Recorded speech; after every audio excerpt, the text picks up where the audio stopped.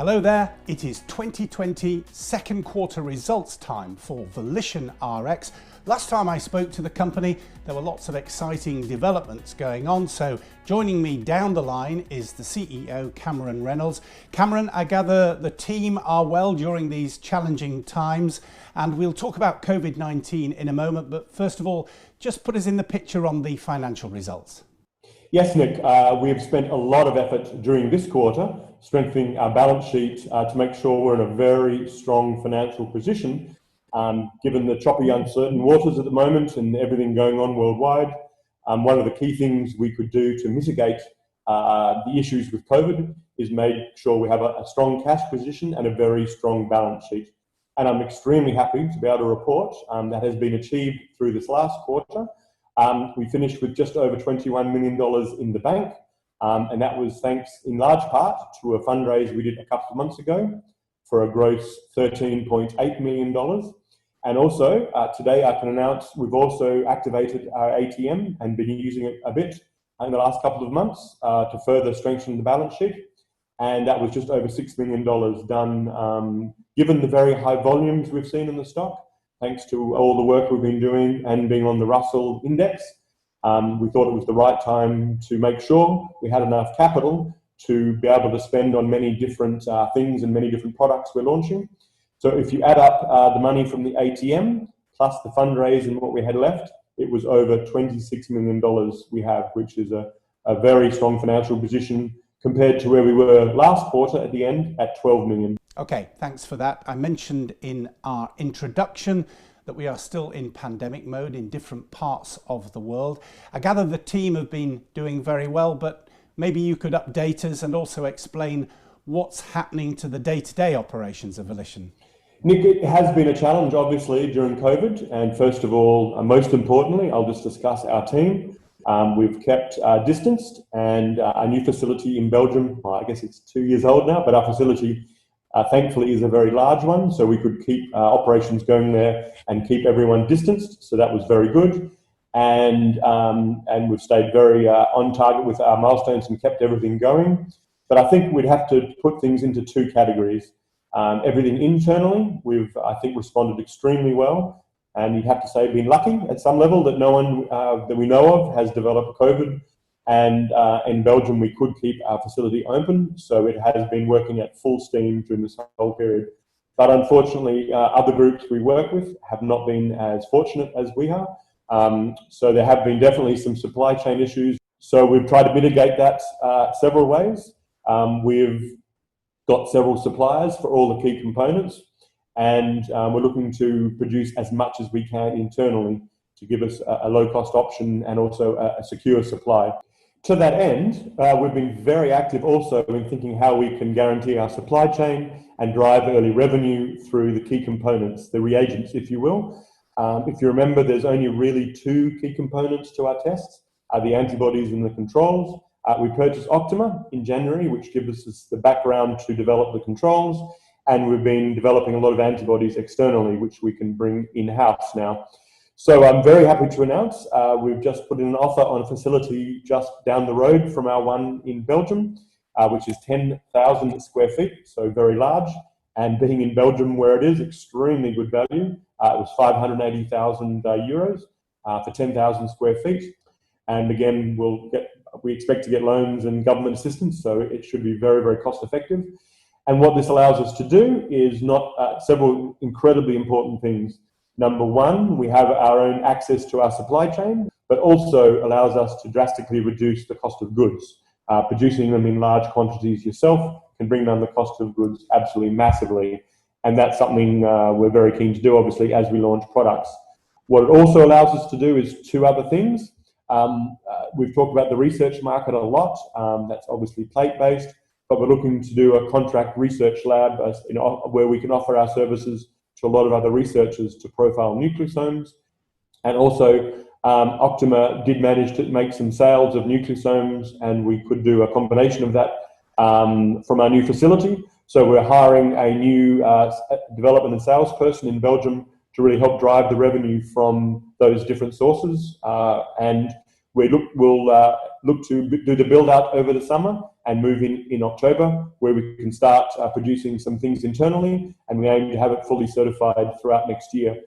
Inevitably, though, COVID-19 has created opportunities, including for companies like your own, because you've been developing your Nu.Q technology to be able to assess patients once they are diagnosed with COVID-19 and maybe are admitted to hospital, on how severe their symptoms are likely to be and therefore what treatment they're going to need. What's the latest on this particular process? Yeah, absolutely. COVID is an opportunity as well as a threat, and we're very positive, forward thinkers at Volition, and we would look to see how we could help. And the way that we came across we could help best, apart from all the other work we're doing, is through a prognostic test, which is really quite unique, and ours fits our platform, low cost, easy to use. And just to reiterate, this is our prime focus is always going to be on our core platform and the trials we're running in the cancer. But with the same assays, our assays detect nucleosomes, and it is now known that the major cause of death from COVID, as well as pneumonia and a lot of other conditions, are a build-up of netosis, which are formed of nucleosomes. So exactly the same platform. It shows the breadth and stability and usefulness of our platform. We've utilised to see if we can be a prognostic test. It doesn't tell you if you have COVID. There are a lot of tests that do that, but tells you the very important question: if you have it and are in hospital, are you one of the very unfortunate people who will end up in intensive care in a lot of trouble, particularly with their lungs, due to build-up of netosis, which are made up of nucleosomes, or you can be fine and go home. So we've had 2 levels of the studies done now. First of all, was extremely encouraging. We had 98.7% accuracy in healthy versus COVID, but that's not what we're looking for. We're looking for COVID versus COVID, whether you're going to progress to a bad situation or not. The next level of the trial, we just submitted a paper for, and that is where you can see if you are going to progress to serious conditions. Now, I can very happily say the data we have now, the level of nucleosomes are closely correlated with disease severity. So it gets a much higher level of nucleosomes build up in your blood when you're very, very sick. So that's extremely encouraging. The next level now, which is what we're doing, is to try to launch a product in the European Union, in Asia, and in the US. So in the European Union, we've identified a very good retrospective set of samples, which if we get and run and it's successful, we could launch a CE mark product this year for COVID, and hopefully in the future for other viruses which have the same mechanism, such as influenza. And in the US, we're negotiating now a proper prospective full study for FDA approval for the emergency use authorization.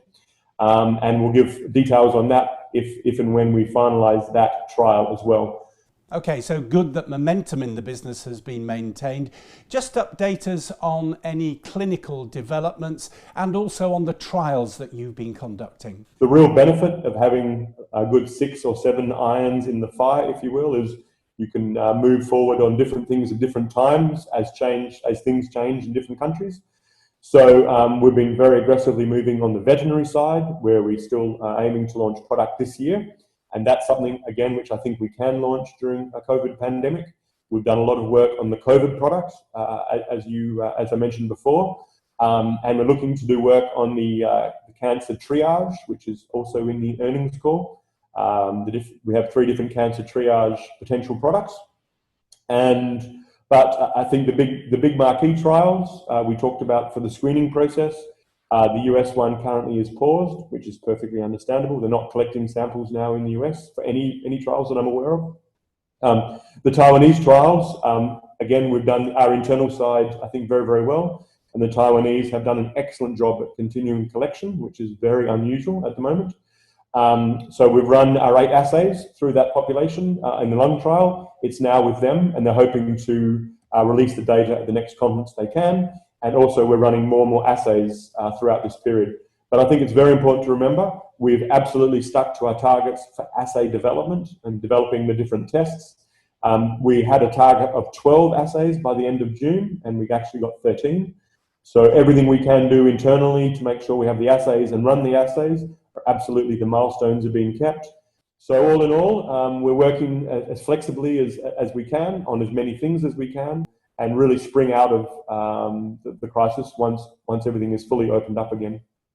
Now, the last time we spoke, you'd had 3 publications accepted at ASCO. That is the annual conference of the world's largest organisation for oncology professionals. I gather now you're publishing more papers, including some in the vet space. Publications are extremely important to us.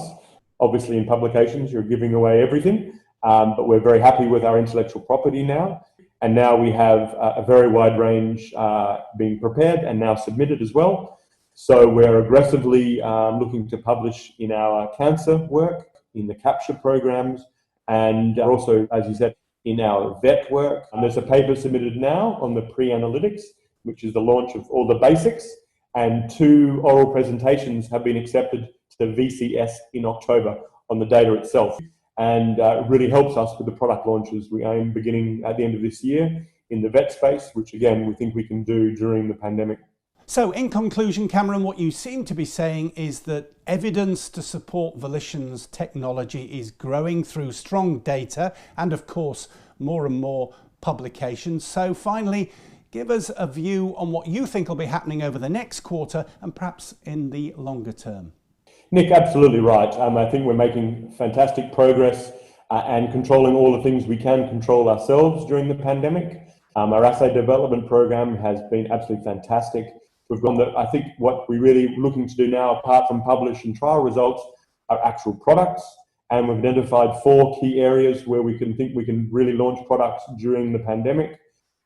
First of all, the vet, as we talked about. Second of all, I've talked about the triage products, including the cancers and the COVID. We're also looking to do licensing. We've talked about a lot of opportunities to license our products. And also with the facility, we put an offering out.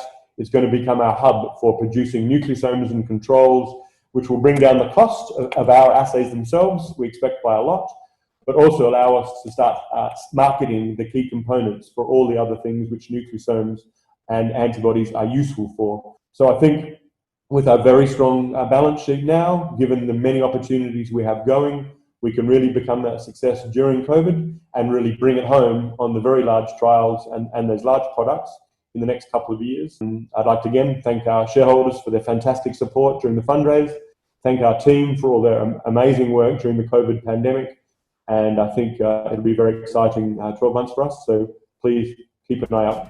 Well, we will see if those predictions come through. Exciting times at Volition. Cameron Reynolds, Chief Executive, thanks very much for joining us today. Thank you, Nick, and thank you, everyone.